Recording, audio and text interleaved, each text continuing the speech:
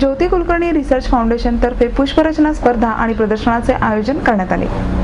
नारळाच्या काथ्या, बांबू, भंगारामध्ये साचलेले पाईप्स, मातीची भांडी आणि प्लास्टिकच्या टाकाऊ वस्तूंपासून साकारलेले आकर्षक पुष्परचनांचे दर्शन पुष्परचना प्रदर्शनानिमित्त घडते। पाना फुलांच्या माध्यमातून मुलगी वाचवा, पर्यावरण वाचवा असा संदेश देणाऱ्या पुष्परचनांद्वारे अनोख्या पद्धतीने सामाजिक बांधिलकी जपण्यात आली। ज्योती कुलकर्णी रिसर्च फाउंडेशनच्या वतीने पुष्परचना स्पर्धा आणि प्रदर्शन भरवण्यात आले। प्रदर्शनाच्या उद्घाटन प्रसंगी प्रसिद्ध बांधकाम व्यावसायिक DS कुलकर्णी, DSK फाउंडेशनच्या अध्यक्षा हेमंती कुलकर्णी, नगरसेविका मेधा कुलकर्णी, भाग्यश्री कुलकर्णी आदी उपस्थित होते। पुष्परचना स्पर्धेसाठी शैलजा दिवेकर, सरोज जोशी यांनी परीक्षक म्हणून काम पाहिले।